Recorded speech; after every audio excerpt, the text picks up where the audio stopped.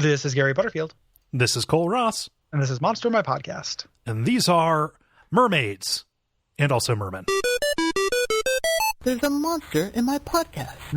More like mermen. Eugene Merman. MRAs. Yeah, I think this sucks. Yeah. I don't like this. This is a really bad entry. It's mostly about lengths and weights. Yeah. It's the Department of Weights and Measures and got on the Monstrous Manual on this bad boy. And then just the standard. If there are 6 HD of guards, there'll be 4 HD of shaman. And if there are 10 mermen, there'll be 2 leaders that are 6 HD of, 50% will carry tridents. Yeah. And but a dagger. Will have a net. It's that kind of thing. Yes. These are the rules for a grappling attack, if this was 3rd edition. Yeah. And there's still grappling in 2nd edition, but that way madness lies. Like, that's no good. Yeah. Here's something I didn't know. Apparently every merman or mermaid was once a human that was transformed into this form. That doesn't make a goddamn lick of sense, does it? No, it doesn't. And they don't really deal with, there's not really a lot of follow-up on that. Like they get transformed into it. We don't know who transformed them really. It's just, through unknown powers.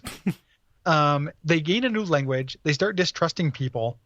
They just become this like, half of us now that we've turned can speak Locathith, It's very bizarre. Yeah, I'm not into it at all. Like even the fact that they can train barracuda, like companion barracudas doesn't hey, this is me and my 18 barracudas. It's just because it's like the 4th like peaceful sea person that can train barracudas that we've run into. Jesus. Like there's nothing in this that's cooler than dolphins. Yeah. Having a torso. At the very least. Okay, so all the shit we've talked about underwater campaigns, and people have written to let us know, like, hey, I ran one, or there was a portion where we went to an underwater city, all that kind of stuff. Like, okay, yeah, that's fine. These can actually interact with the surface people. Like they can dip out of the water and just kind of like talk to you. They're people. Yeah, you can be Splash. Yeah, like you can keep one of these in your bathtub. Did you know the name Madison wasn't a first name for women until after Splash? No. You ever know a woman named Madison? No. Odds are, if you did meet one, I've met plenty. They were born after 1984. Like a Splash baby. Yeah, they were part of the splash boom. Yeah. Yeah. Weird. The splash wave. Yeah. And even Splash is fine. Like it's all fine. Like this is the most fine entry. Like Splash has it's a good John Candy role. Yeah, John Candy's all right. It's I don't know. It's very hard for me to get excited about mermaids. Yeah, I don't know. Like maybe. So, do you think that there was a disservice that was done to our generation by Lisa Frank folders? In general, or with regards to mermaids? With regards to, I'm thinking specifically of mermaids and also unicorns.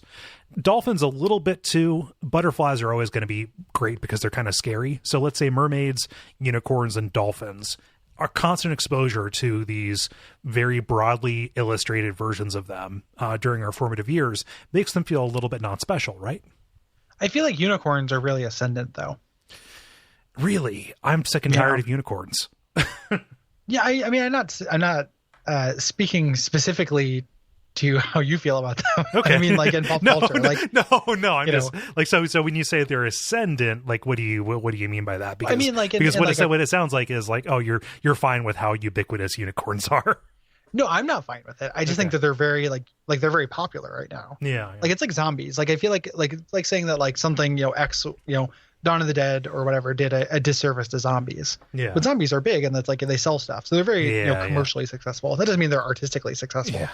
I got so frustrated. I went to a movie and like they have that commercial describing the technology of their projector. And it's like, okay, whatever, fine. I'm sure somebody got paid a lot of money to make this. But then at the end they're like, and the actual secret, army upon army of unicorns. And then he puts on goggles and it's like a bunch of unicorns like shooting rainbows out of their horns. Like, fuck you.